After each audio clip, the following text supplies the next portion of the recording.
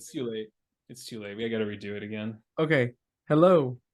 Welcome to Boys on the Edge.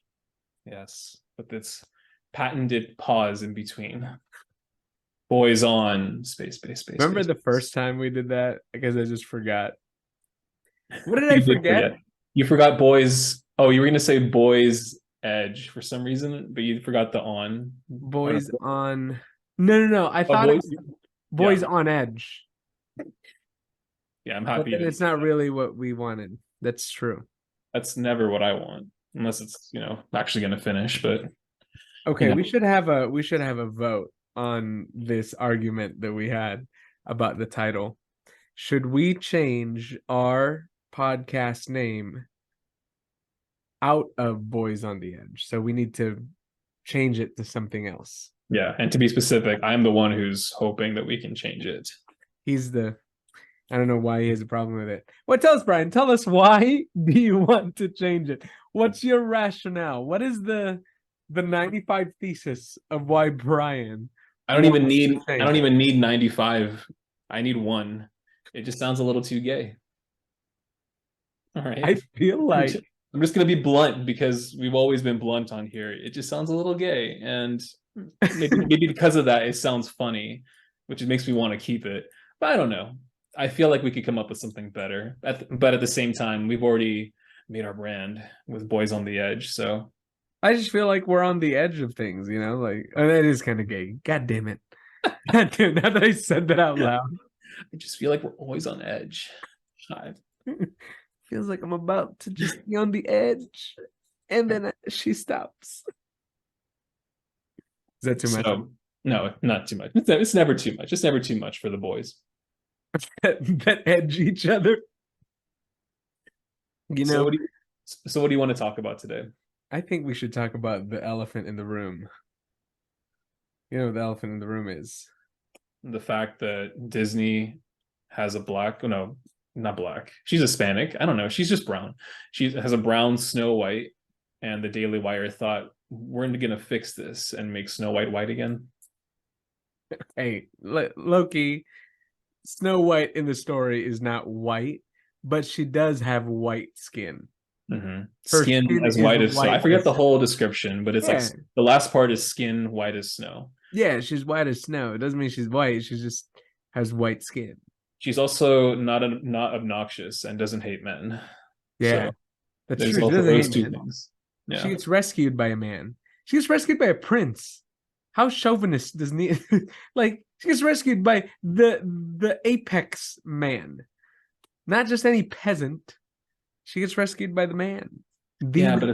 but she didn't want to be, but it's the fact that she was kissed while she was asleep Yeah.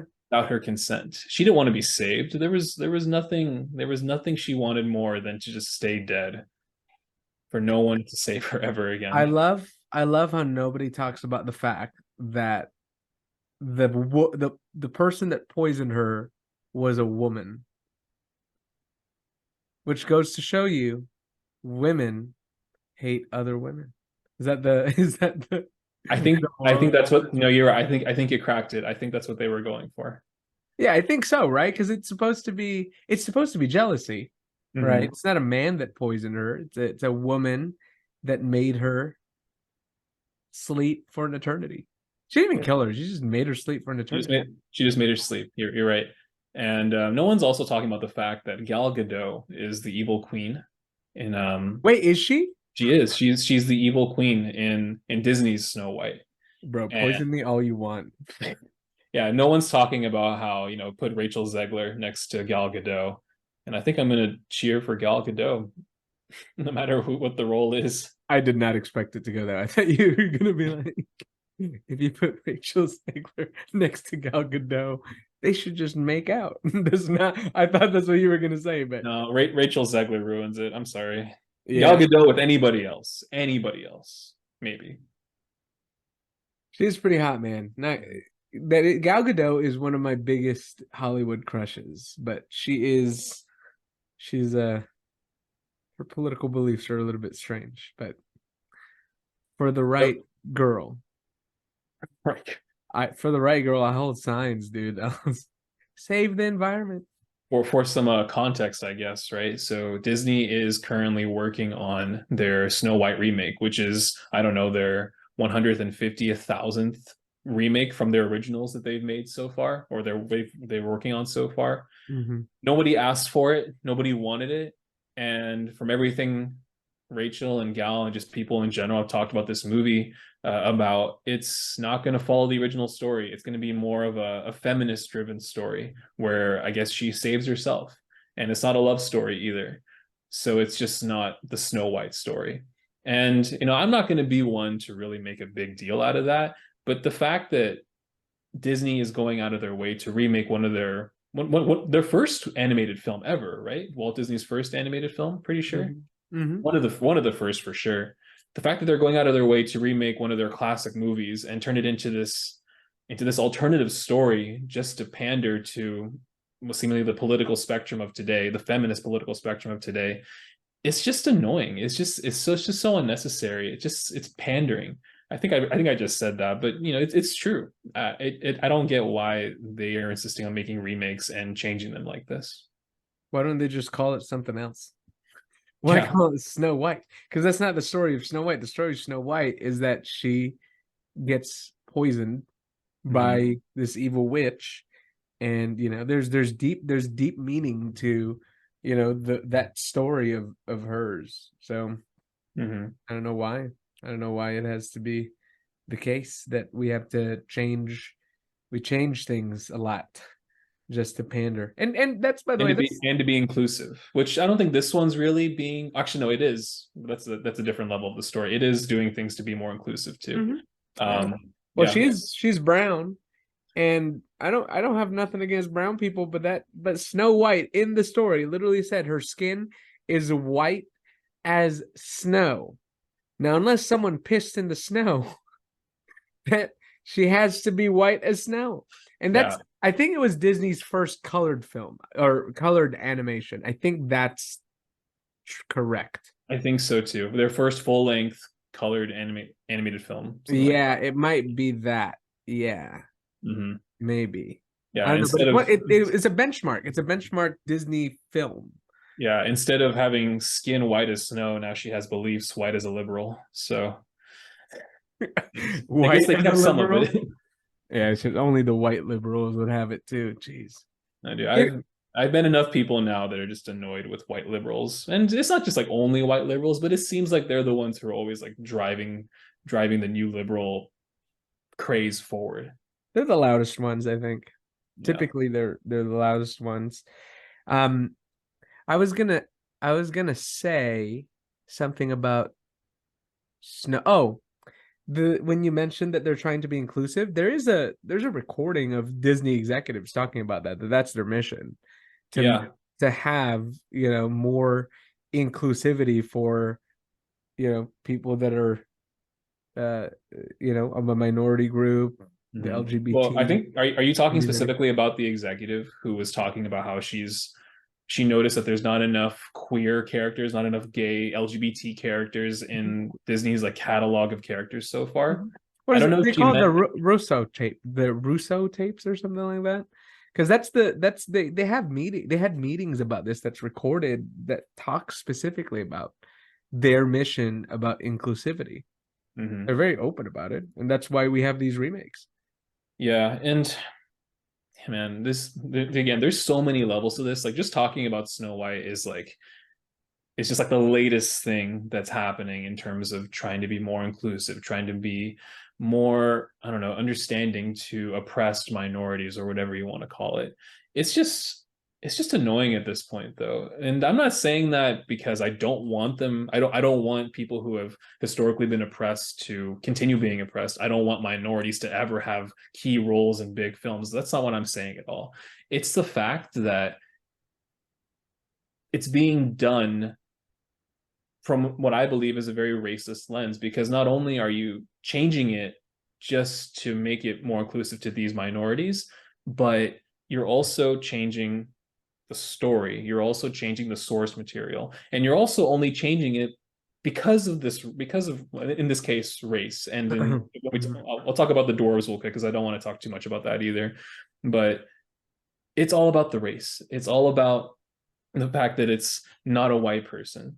You know, like it's a very to me it is racist. To me it's racist to just do this because she's not white, to hire her to make her the new Snow White because she's not white. That's what it feels like. And then on top of that, we have the changes to the story, the more feminist topics. I'll quickly touch on the dwarves since I was talking about that too. So originally, this movie still had seven dwarves, like seven little people actors that were going to be the seven dwarves in the movie. And then, of all people, of all the midgets in the world, Peter Dinklage comes over and says, "No, you're pushing a an oppressive, insulting stereotype on little people, on actual dwarves in the world," which doesn't make sense. First of all, because they are dwarves in the movie, and you're not going to hire people who aren't dwarves to play these dwarves, right? Well, turns out that's actually what they did. They had the seven actors already, the seven dwarf actors who were going to be the dwarves, and then they got rid of them. And now we have man, we're gonna add more screen caps also to this episode. Now that I think about it, they have the seven dwarves now. I think two of them are women. A bunch of them are just they're just not dwarves. They're like they're regular sized people, and there's something about them that is not, I guess, that is not straight or white for each one of them. Maybe like one of them is, but they're not dwarves. And that all happened because Peter Dinklage, a little person himself, said something. So not only did he ruin this opportunity for real dwarf actors to play these roles, now it seems like, you know, like, oh, I've made it this big. I am like one of the more famous little people actors in all of Hollywood, but I actually don't want other people to get these roles either because it's insulting. Well, yeah, I mean, if Peter Dinklage is the only midget who's famous in Hollywood, I mean, of course it's going to be great for him. I mean, it's it's obvious why he doesn't want other dwarf actors to have their big show, because obviously, he's if someone became big because of their role in Snow White, like Peter Dinklage is going to be, and I'm dead serious. Like, he's going to be not the commodity anymber. Yeah, and So it's obvious. this also coming from an actor like Peter Dinklage who played a giant in Infinity War. Do Yeah. you remember that? He's a little Yeah. person that played a giant. So I don't When, know. and There's something there. It just sounds so funny. It just when did sounds so Peter funny. Dinklage become king of the dwarves and their spokesperson, where he can say, well, this is oppressing other dwarves? Yeah, There were already dwarves. I remember when the They king of the tried for little it. people was the actor who played Mini Me, Vern Troyer. Rest in peace, I think. I'm pretty sure he's dead. Oh, from Austin Powers? Austin Powers, yeah. Dude, I forgot he was. Oh my God, he was. He's like And to me at least, he's the first little person I think yeah, I ever saw in a he movie. was the kind of the first one in the big screen, and then when in the early 2000s, Jackass Wee Man was Yeah. the big deal, and now it's Peter Dinklage with Mhm. his liberal For any, beliefs. for any wrestling fans out there, there was also Hornswoggle. I don't know if you Oh, remember him. Hornswoggle, yep, Yeah, Hornswoggle. he was a little leprechaun that followed this other Irish themed character around. On one side, I do get it. Like Peter Dinklage doesn't want these stereotypes to continue, following around little But in the people. story, they're dwarves. Yeah, They're dwarves exactly. in the story for a reason. Think Yeah, about the names. They're not whole. Like, think about their names. Like Grumpy. He's always grumpy, right? He's part of a bigger whole. Like yeah, that, those seven dwarves like are an entire like spectrum of emotions that one person experiences, mhm, right? Like that's why they're little. Like that's representationally, that's why they're that, you know? right. So let's quickly move on because we definitely have more serious things we want to talk about. But just like I said, this was just the tip of the iceberg. There's so many things that are just so bothersome about this Snow White remake that we could talk forever about it, which is not what I really I want to I'd, do. I'd rather have that than the people that support Palestinians right now. I'm gonna tell you. But hold I on, spoiler alert. I just really quick wanted to say that in response to Disney's version of Snow White that they are making now, we have the Daily Wire which is a conservative news organization that has just invested, I think by quoting them, they're like, they've invested millions of dollars into new children's content because they don't like what Disney and other, I guess, other companies are doing in terms of their children's content. They're pushing too much of a liberal agenda, and especially their focus is also on the gender ideology stuff that they're putting into their children's content as well. Daily Wire doesn't want to do that. They want to go back to like the original, good old fashioned, traditional morals in their children's content. The first movie they're making is Snow White and the Evil Queen, starring their own Brett Cooper as Snow White.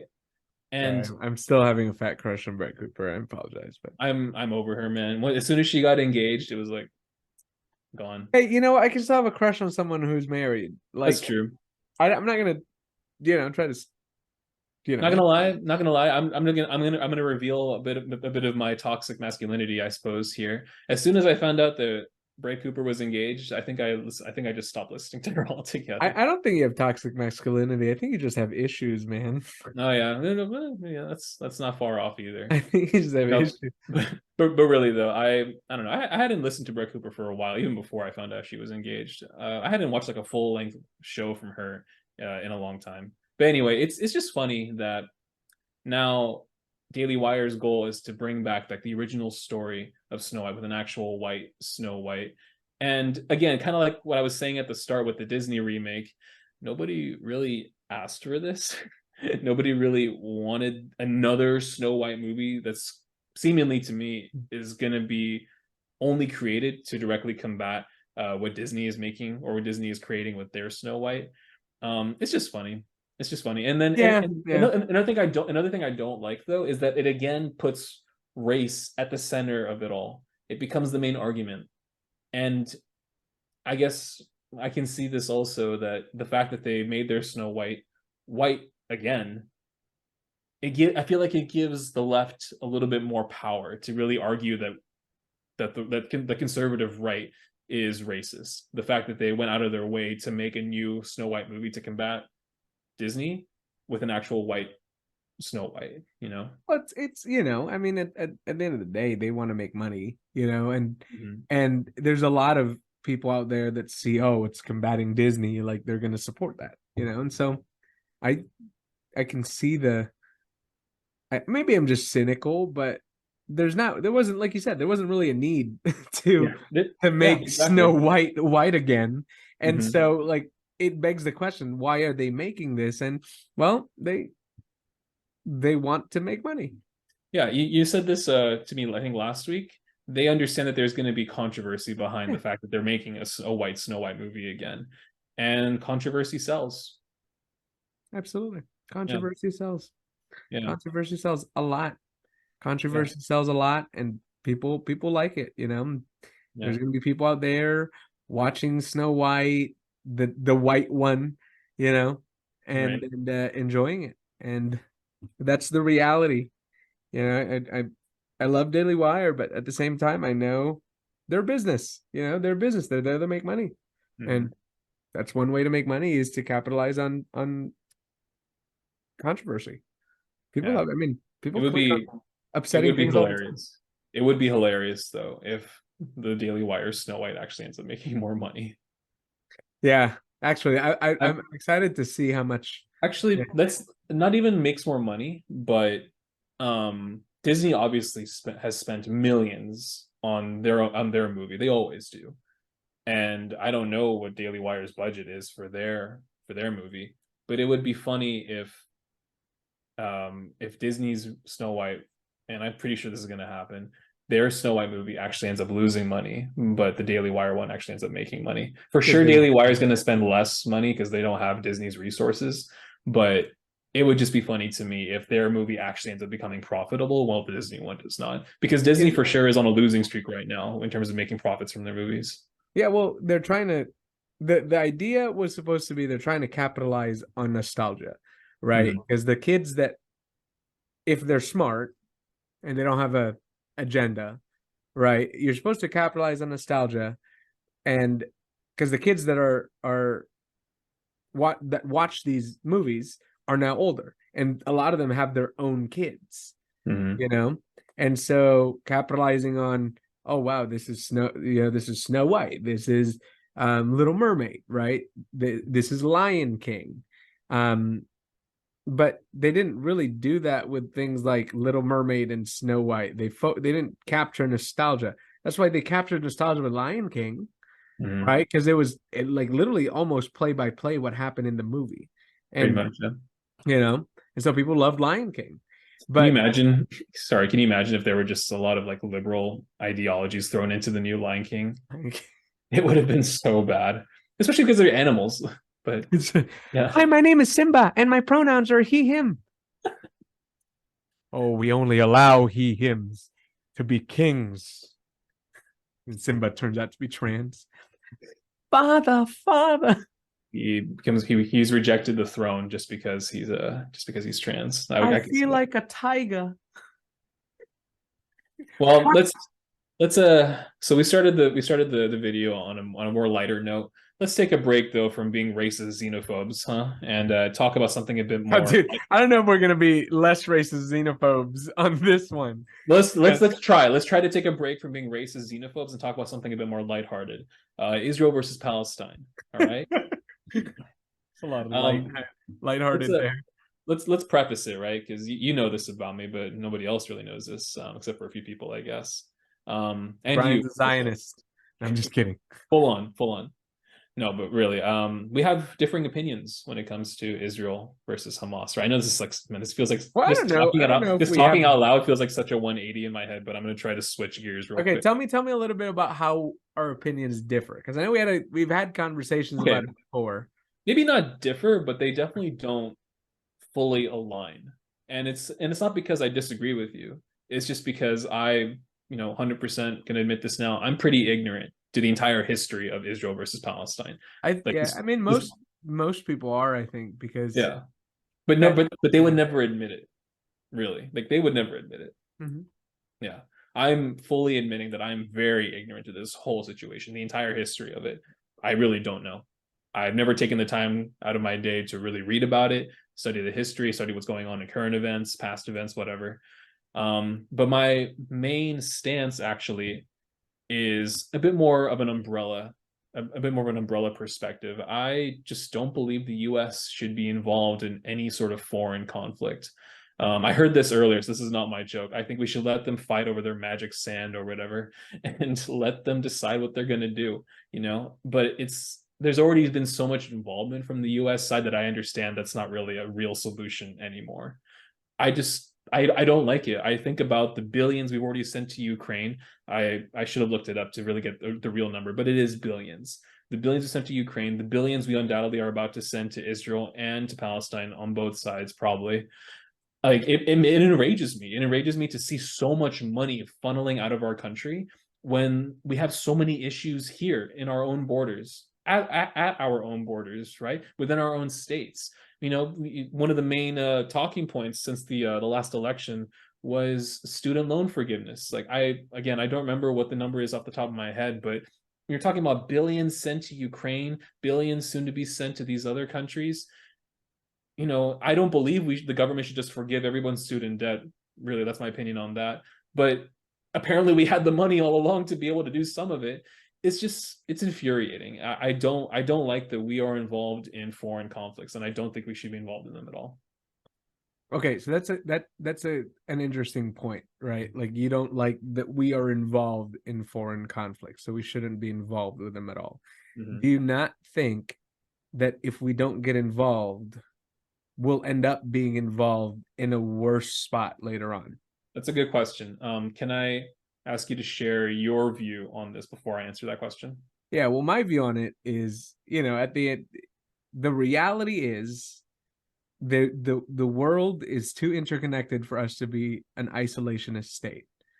It made sense back in the 1700s when America wasn't really, and it wasn't even not really involved in anything. I mean, we had dealings with the French against the British, right? Like one of the reasons why America became America is because the French helped us, against the British because they hate the British. Hmm. Um, so we weren't really isolationists in that way, But I'm thinking about, World War II. You know, if I'm thinking about if we had not entered that war, what would it have looked like if we had made an isolationist stance? And we had an isolationist stance for a very long time Mhm. prior to that until Pearl Harbor happened, you know? And so That's just what I was thinking about. Like what were we doing in terms of World War II activity and involvement before Pearl Harbor? not not anything really. I Mhm. mean, we had aid for the British, but wasn't anything big, you know? We had we had some aid to the British, but it wasn't really troops on the ground. It wasn't until Pearl Harbor when we decided, and American sentiment was we didn't want to get involved until we got dragged into being involved, until we got dragged into it, right? Until we had to be involved for whatever reason. Um, my issue is also that if we are not the quote unquote police state, someone else will. It's Mhm. either going to be China, Iran, or Russia. And I think a Eh, lot of people have a problem with that too. Like, what makes the U.S. like the arbiters of justice, like the police state of the world? Why are we putting ourselves in that position? What lets us put ourselves in that position? well, people are going to disagree with this, but because we're better than most people. Not in the sense that we're technologically advanced or anything like that, or we have more money. We're just morally better as a nation. Mhm. It's not, here's the thing. It's not Ukrainians going to Russia and risking their kids to cross the border to Russia. It's not, it's not Singapore sending their kids across the sea to go to China, but it is Mexicans sending their kids here, right, through dangerous things, through, God knows what, so they can get here to this country, right? So think Mhm. about how people vote with their feet, you Yeah. know? Where do they go? It's not Tibetans going to China. It's the other way Mhm. around. People are trying to leave. So Ironically, escaping socialist and more communist countries, yeah, countries that simply are not as we're still very conservative compared to a lot of other countries. Countries that simply are not like us and don't offer the same opportunities that America does. I'm not saying the U.S. is good. I mean, we've had our dark history. I mean, Yeah. we had Jim Crow, we had slavery, we had what we did to Native Americans. Internment camps. Yeah, we had Japanese internment camps. Now they're not the same as the Jewish internment camps. I'm not Mhm. saying that we're good, but we're morally better, and that's the thing. People don't want to admit that we're Yeah. morally better than every country that has ever existed. That's Yeah. just the reality, and There, people don't want to you're admit right. it. There's completely dark and absolutely racist roots from this country, but people want to pretend like we're not better. People want to pretend like nothing's changed. People want to pretend like we're still that same Jim Crow 1960s era. Yeah, well, That's really think frustrating. also think about not just that, that we're different, but think about how fast it changed. Mhm. Our nation officially became a nation in 250 years ago, right? Mhm. And with a span of 100 years, we went to war to end slavery. Half of our country went to war to end slavery. Mhm. There's no, I have to check the timeline, but while yeah, the but rest, it's a lot of 1776 and then 1860, right? So probably yeah, less than 100 years. no, what I was going to say is while the rest of the world was still very much engaging in Yeah. slavery. It took what? It took Britain how many hundreds of years, if not close to thousands, to end their slave trade. Yeah, and no other country was going to war within itself to Yeah. end slavery. How many people died because of the Civil War? 500,000? Mhm. Now, I'm not saying it wasn't worth it, but to say that we're not a country that doesn't care about human rights is just insane. There's 500,000 dead because one side wanted to continue enslaving people. I don't, that is that not enough proof that we care about human rights? You Right. know? Now, So back to the original question, and or well, you already answered it. We just yeah, answered my it. point is we deserve, or we have the responsibility, whether we like it or not, we have the responsibility, because if we don't do it, I think someone else will. And Mm. someone else policing the world isn't going to be good for the world. Can you imagine a Russia policing the world, or a China that doesn't even have regular Google policing the world? Mm-hmm. Or an Iran where their women get stoned for wanting to go to school. You know, Yeah. I just don't imagine. I cannot imagine a world that is not policed by any country that's siding with the West. Yeah. And And that's, yeah. and back to your question to me, right? If we don't get involved, or if we stay isolated, would we inevitably get involved? Kind of like what happened with Mm-hmm. World War II, right? Um, yeah, I could easily see it, because I'm really not trying to be racist or Islamophobic or whatever you want to call me, but there's if we're talking about where the extremists have come from in recent history, it's from that part of the world, from the ones who don't like the U.S., who want us to burn to the ground, who want us dead, who call us devils, right? Yep. Yeah. It's from Islamic states. Think about it's we always focus on the Middle East, but there's Islamic states in Africa. You Mhm. know, every day there's a village being burned in Africa. And those aren't Western civilizations. The Boko Haram is a radical Islamic group. And all you need to do is look at the crimes that the Boko Haram does, and almost every day there's a village being burnt. There's people being killed. You know? Mhm. And now I'm not saying that, like, there's Irish terrorists, but they don't compare to how much terrorism and terror the radical Islamists have been providing for the world. You know? Mhm. So, and we don't want to say that because we think, or there's the left believes that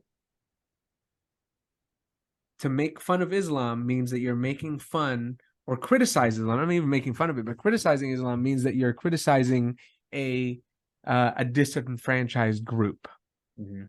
right? No, there's reasons behind it. There's reasons why most of the conservatives, I suppose, feel this way.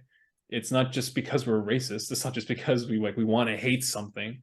It's not just because we feel like, again, like I was saying, we feel like we're the what's the word, the arbiters of justice, right? And Mhm. like, and even though this part of the world doesn't agree with us, like we're only going to hate them because they're racist. It's just, yeah, it's just not like that. There's legitimate reasons for it. Yeah, I think people don't understand what it's really like to live in those parts of the world. Oh, for sure, for You sure.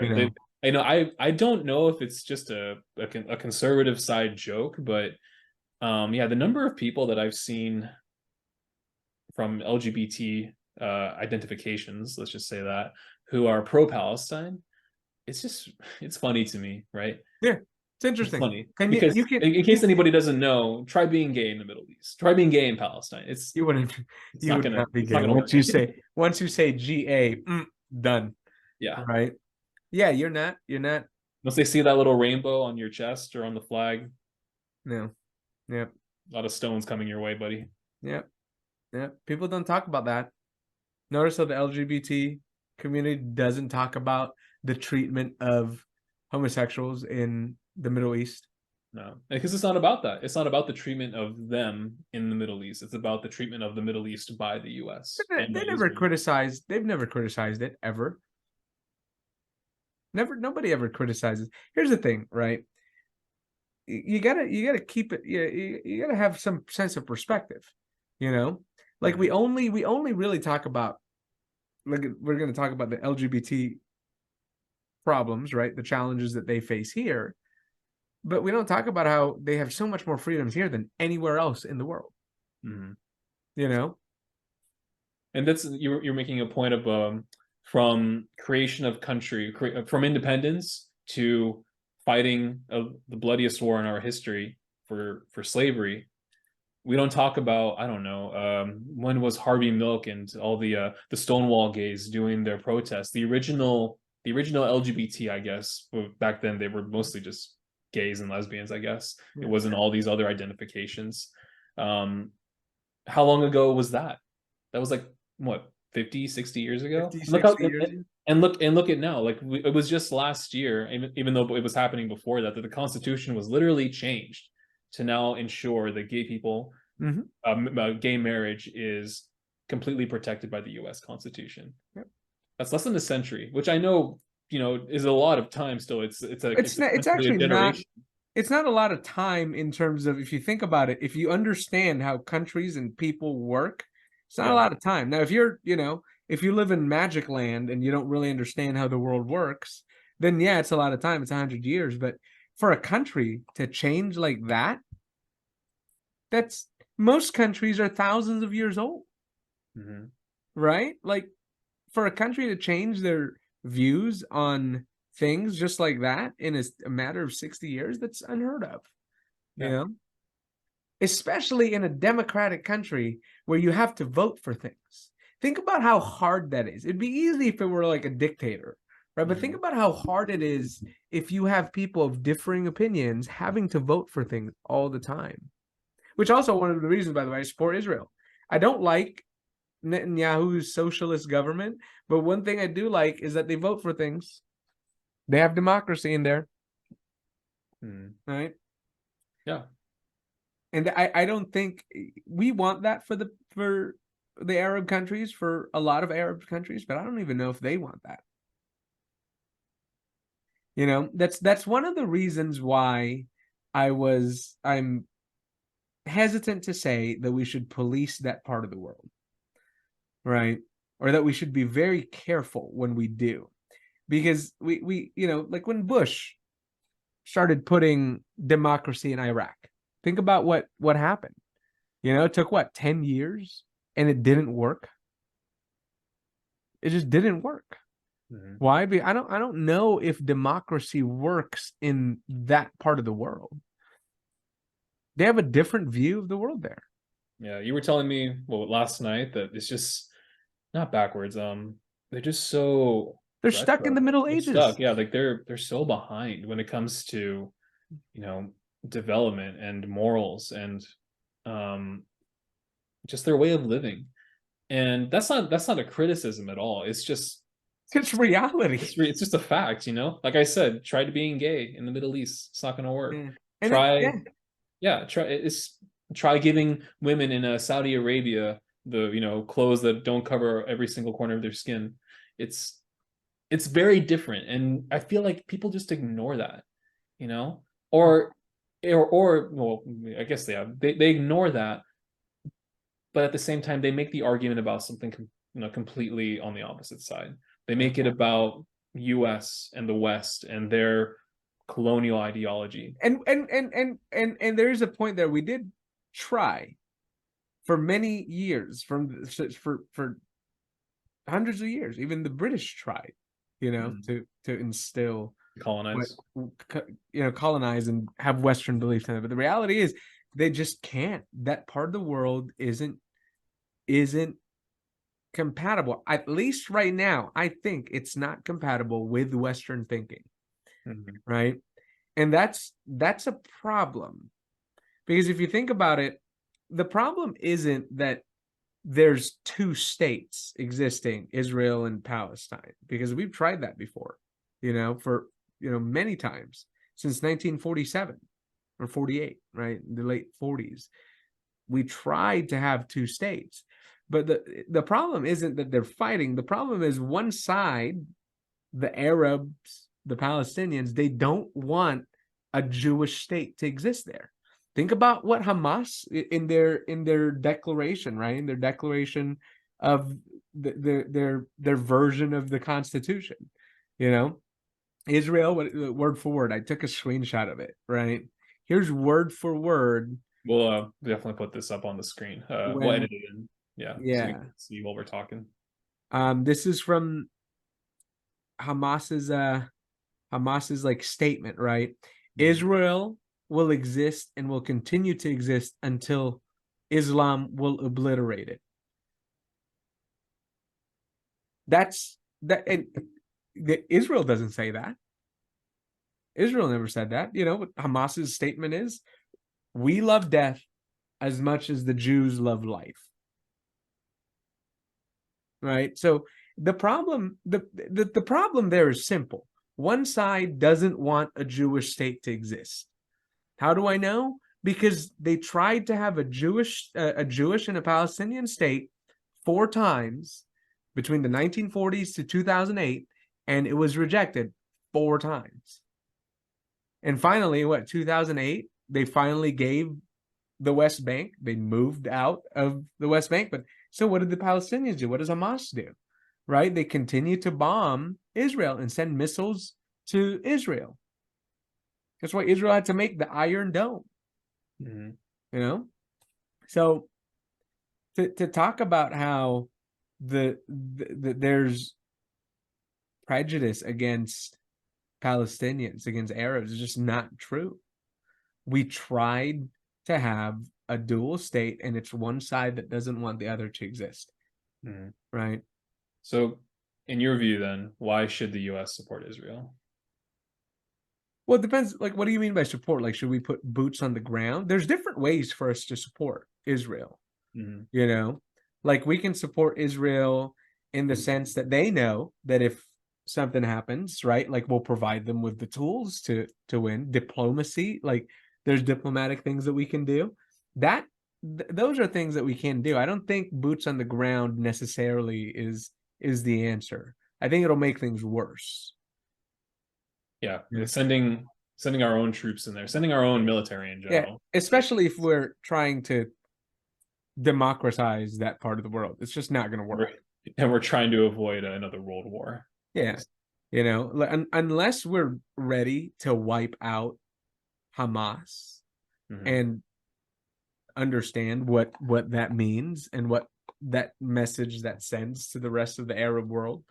I mean, we should use diplomacy. You know, we should use everything other than boots on the ground. There's ways to do that. The problem is this administration doesn't really know what to do. Yeah, they seem very much caught between the side that was willing to do that and the sides that don't, just want to avoid conflict in general. It doesn't seem like we are even close to sending troops. At least I don't think so. But did you know that they bombed Syria just recently? There was like an hour ago, 2 hours ago, there was a target that was hit in Syria. Really? I don't really know why. I tried to look it up. There's nothing on it yet. Where'd you hear that? It was on news. It was on news. I was looking on YouTube, and it says 1 hour ago, F-15s bombed something in Syria. So I don't know what that's about. So we'll probably figure that out in the next couple hours here.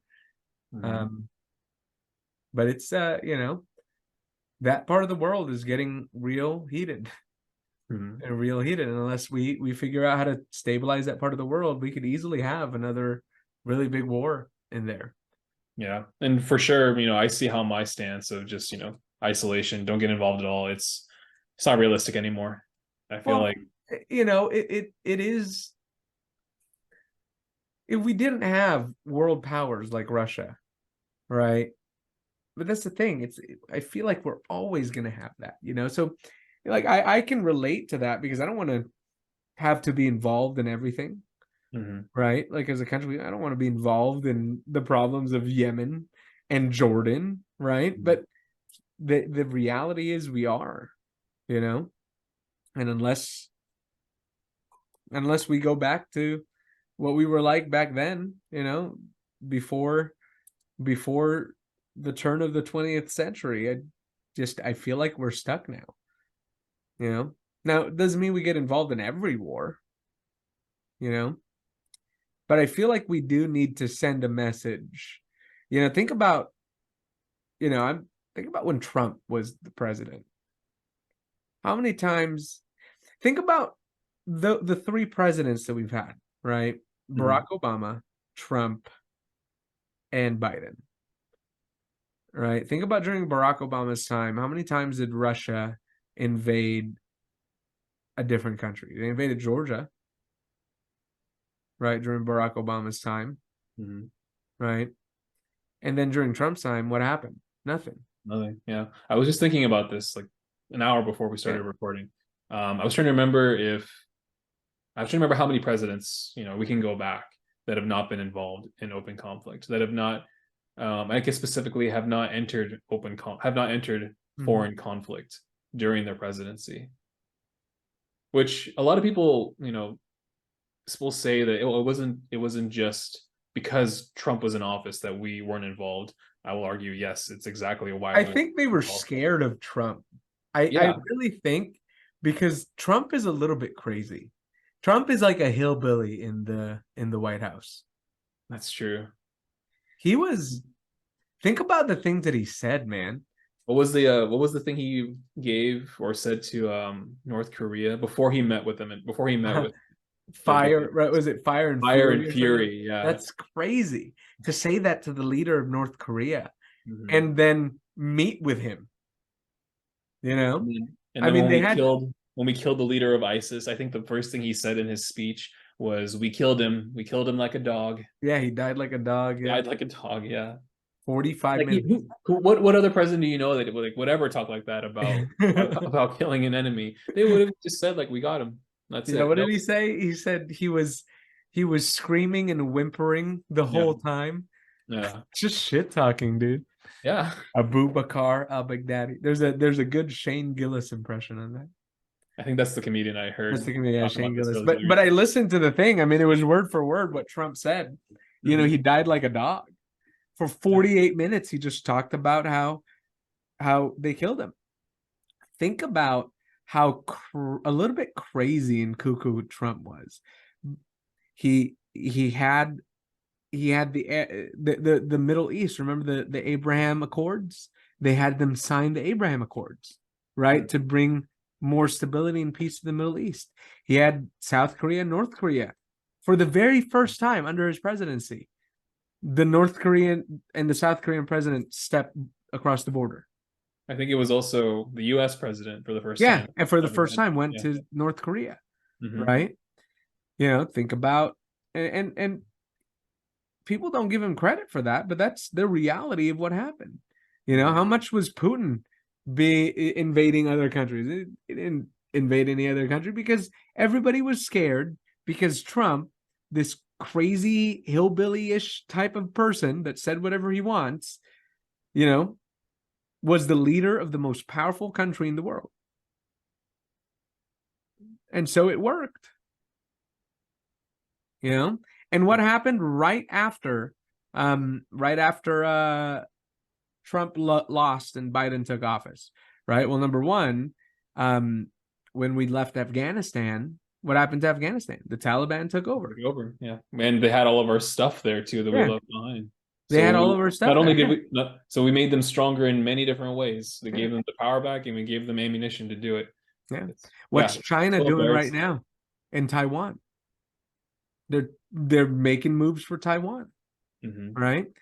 Russia invades Ukraine. Yeah, this is all.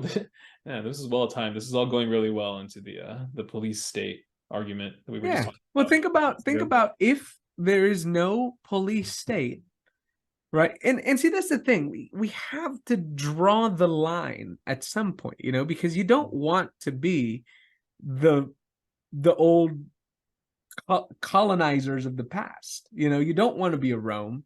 You don't want to be a Great Britain, right?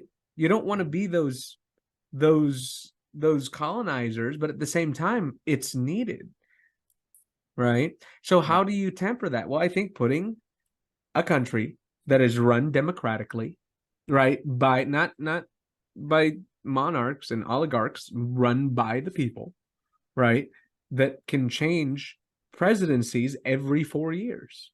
Mhm.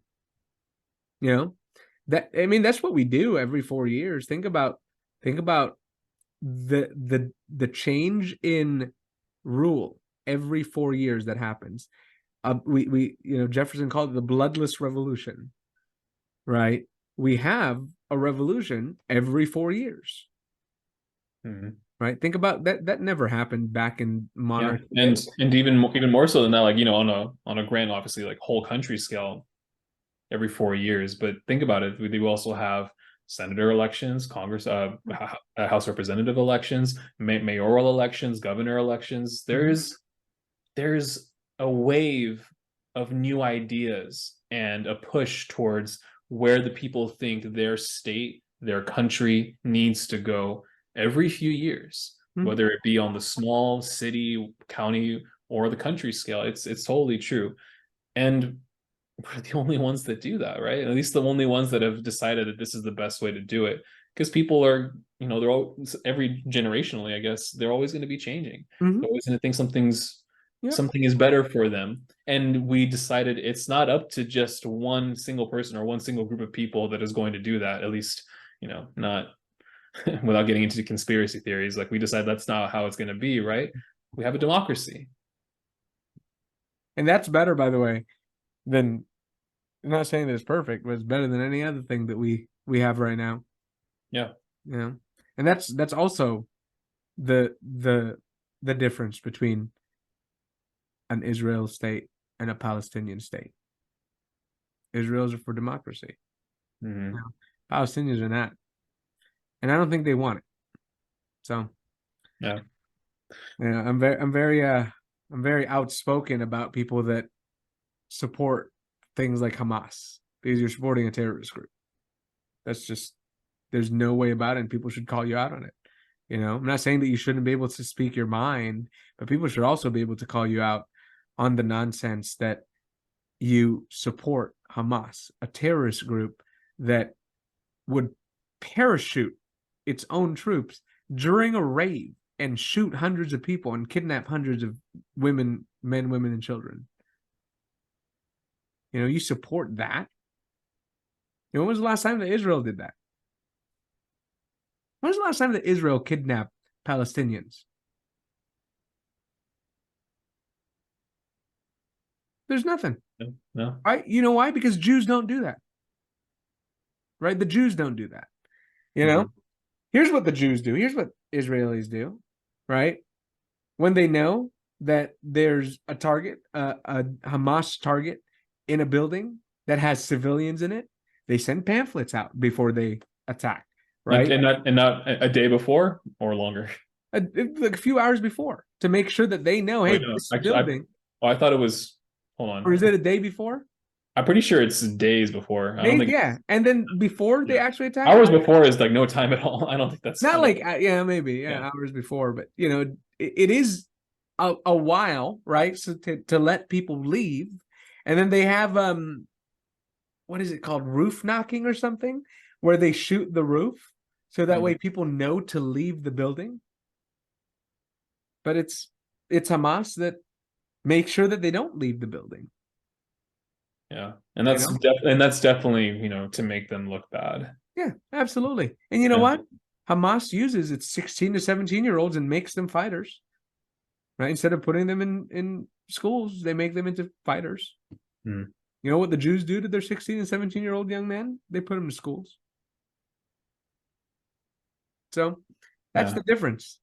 You know? Yeah, as this conflict, continues to unfold, because for sure, this is not the last time we'll talk about it. We're planning to keep making more videos, or going back to making more videos.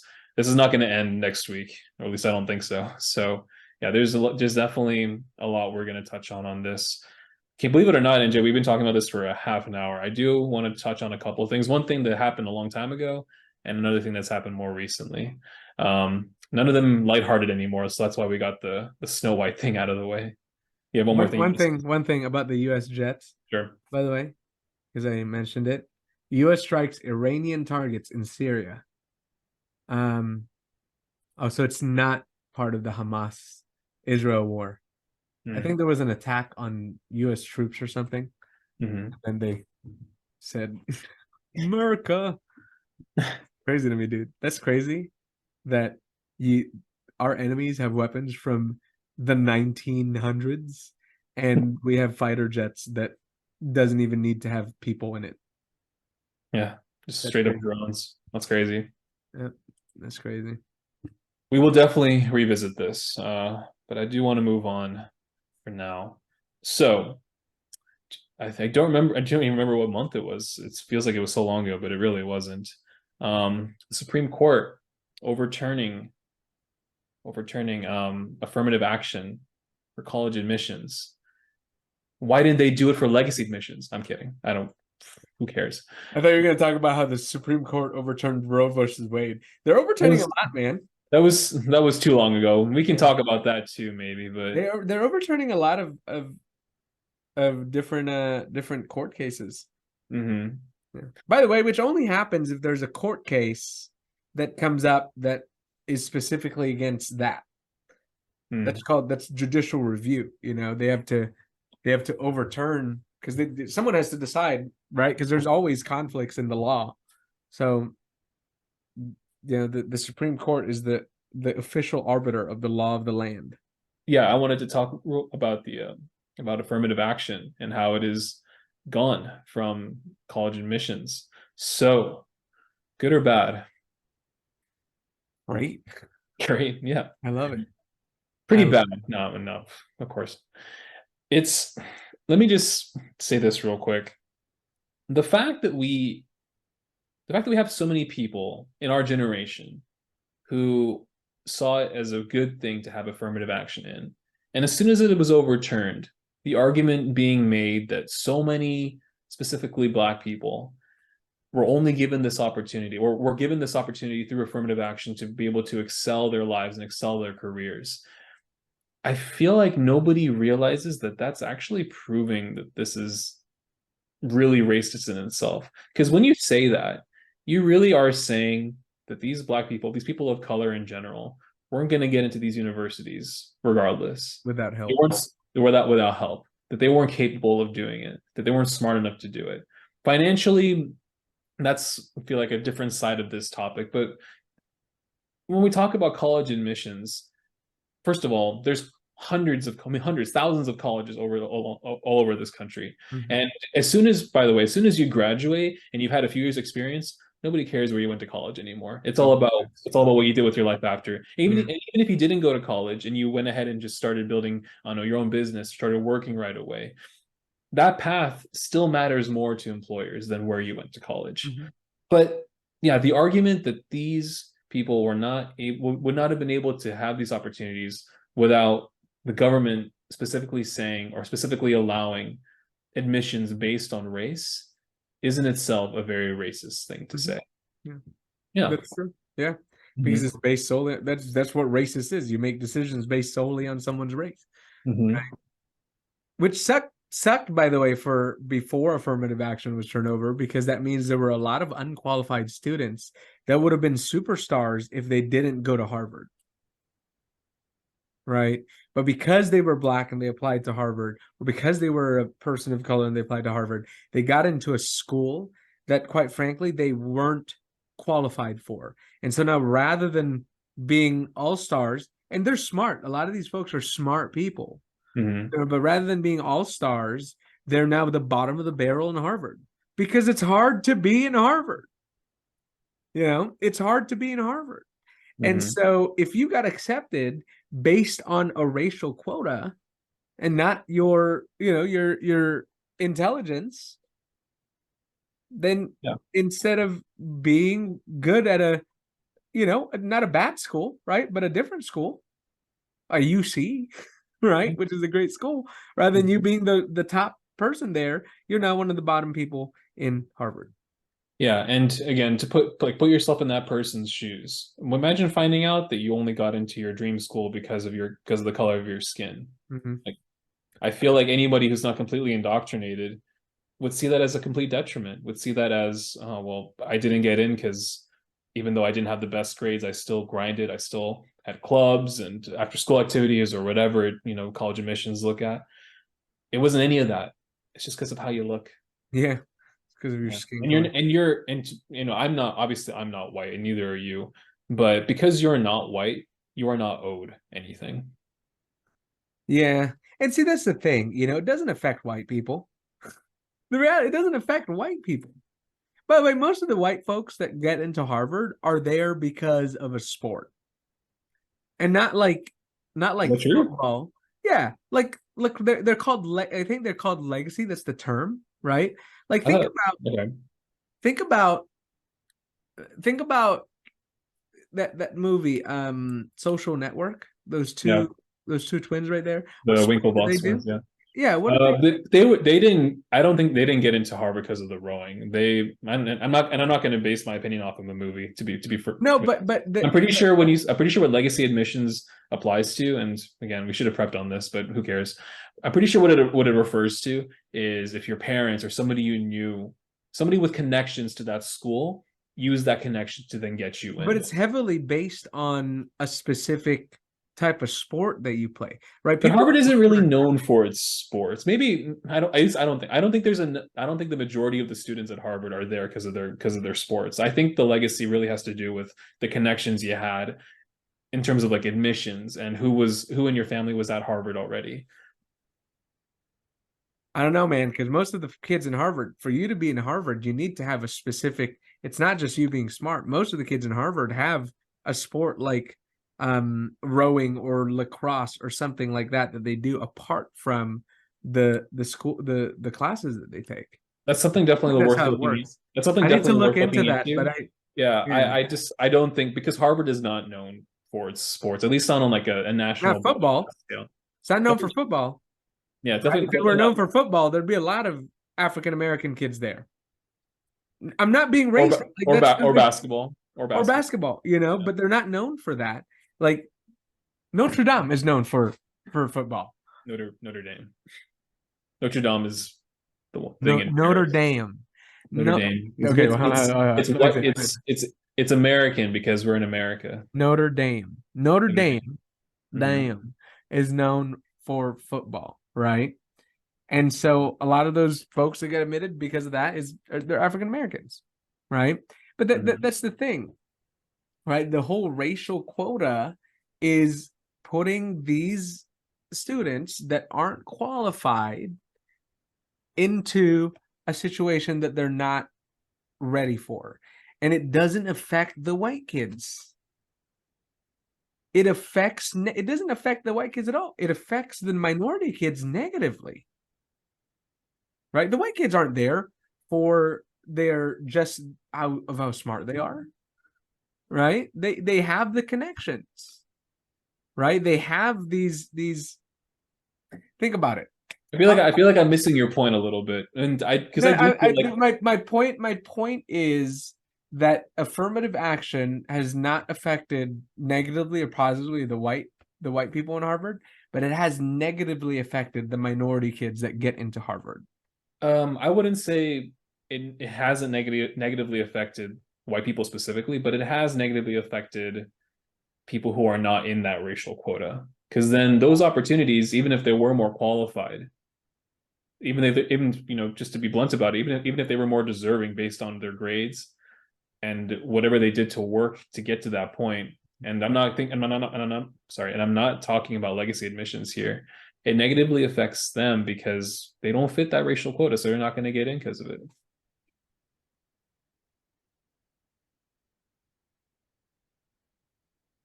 I have to look up into it. I don't know much about. I know affirmative action, but I'm not much into how kids in Harvard get in. I didn't go to Harvard. The point being, the overall point The being, overall point is the that it fact that didn't you help use any of the race. minority kids.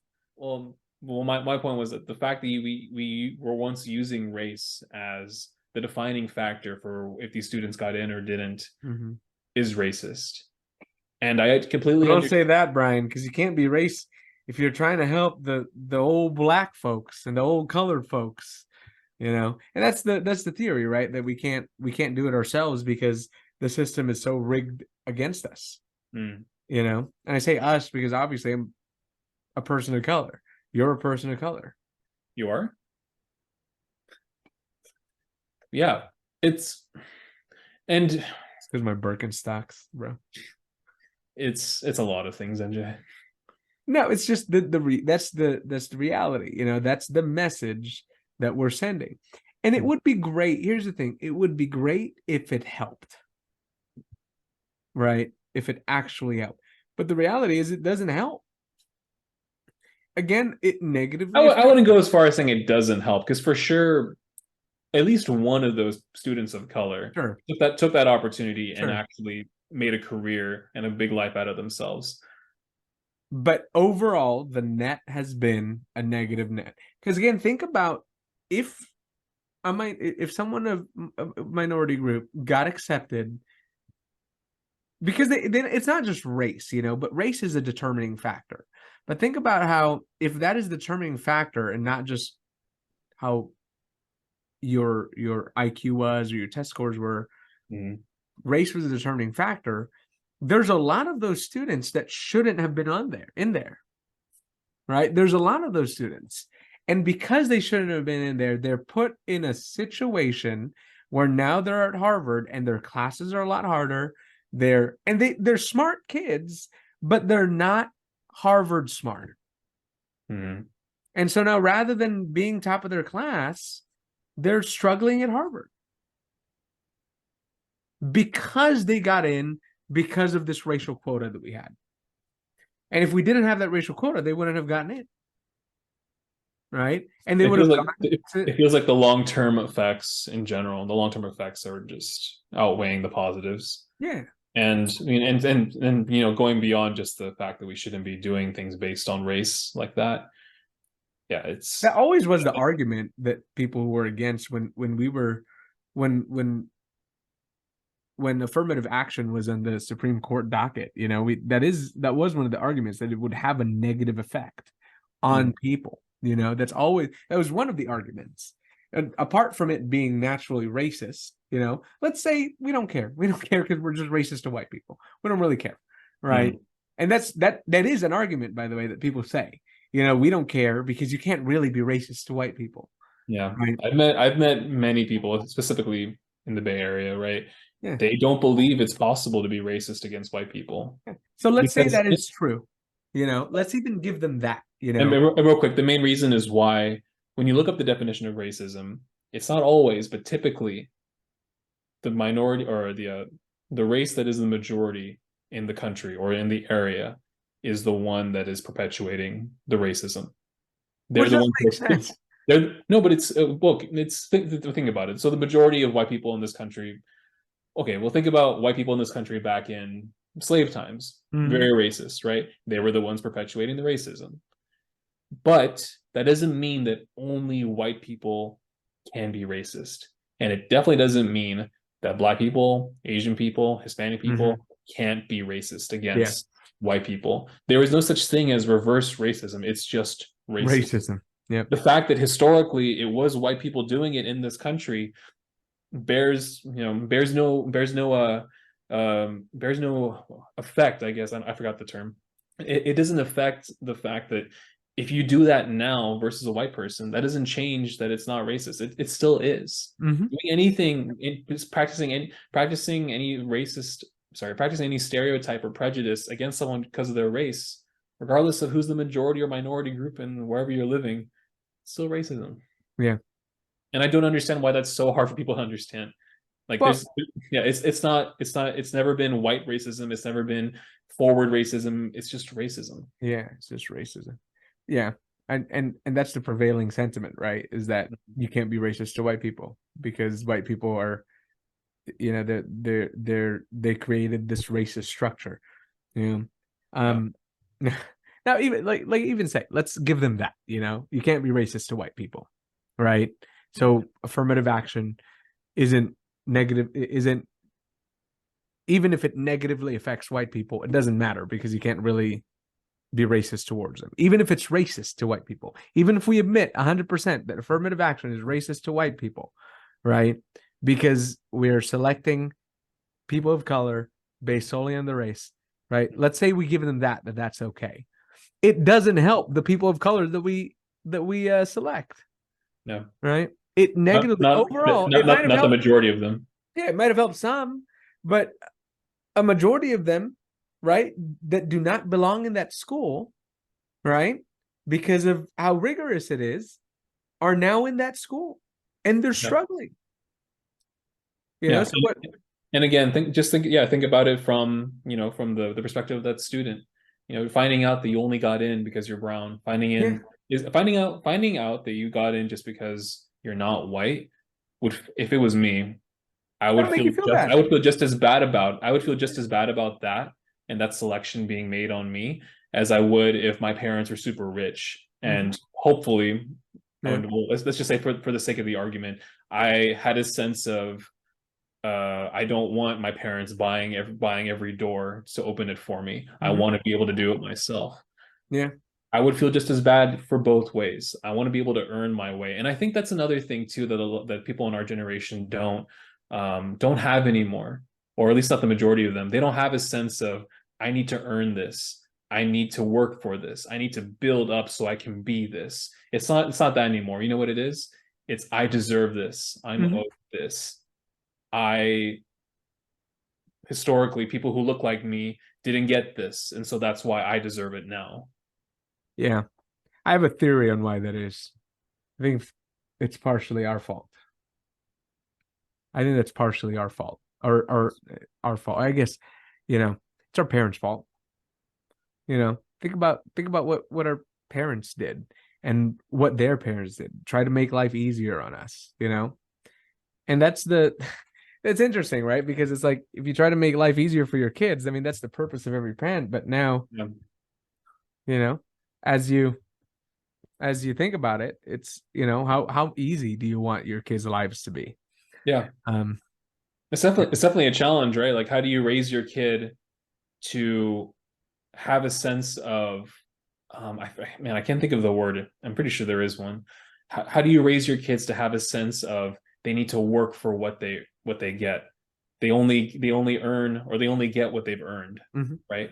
How do you give them that sense to go through to grow up with that? Well, at the same time, not us, but if our parents came from a much harder situation and didn't even grow up in this country, but came to this country for that sole purpose of making our lives easier and giving us a better opportunity at a more fulfilling life.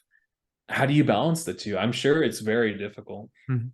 Remind them. I think we need to remind them that this isn't their the things that they have is they're lucky. Hmm. You know, the things that they have, that's the reality. We're lucky, right? So maybe that's why you just remind your kids, you're lucky, you little shit. You could have been born in North Korea. You could have been born as that 2-year-old that got blown up in Palestine, but you weren't, Yeah, right? that's You heavy. weren't. Yep. Yeah, that's interesting because it's like it's not your control. None of that is under your control, right? So a little gratitude should be in order. And that's the opposite, right? That's the opposite of that sense of sense of entitlement, right? Is gratitude, knowing fully well that that's not you have what you have, Hmm. not fully because of you, you know? Yeah. So I was thinking of covering something else, but this video is already going to be pretty long. I don't think we need to cover anything else. I think that's also a good part to end on. I think Um, that was a really good thing to end on. Snap that to was easy. Yeah, at least in terms of talking. Like, this will still be in the video. I guess I wanted to ask you just to kind of have this conversation openly with everybody who likes to listen to us and whatnot. I'm not gay. I'm just kidding. Where do you see, or not where do you see, where do you want the direction of this channel to go? I feel like I I want to think have this conversation openly so that I think everybody we're can hear what I we think think. I like the three topics that we talk about Yeah, every episode. I think yeah.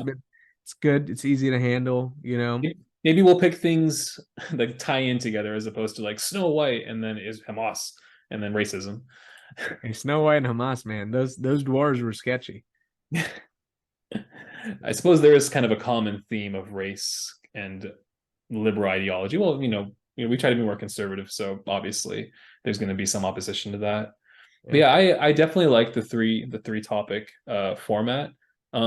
Maybe in the future we can, for people who do listen, we can put up a vote on Instagram or YouTube or wherever, because you can do polls pretty easily. What topics seem the most interesting today? I was gonna start pointing like that and then polls just pop up, but I know how to do that. Yeah, we're not very talented video editors, but we can Email. use email. What? Email us. They can email us. I have their We could email. definitely, yeah, we could definitely email. Yeah, that's the good thing about having a Google account. Then now you, or a YouTube account, you also have a Google Gmail account pretty easily. Yeah, yeah. I definitely like this format. I like just talking about things that I know everyone's talking about, but obviously sharing a more conservative side of it. Because maybe it's just me, maybe it's just you. I feel like there's not a lot of spaces to talk conservatively or Nope. to talk from the conservative perspective. Not safely. Hmm. Safely. Yeah.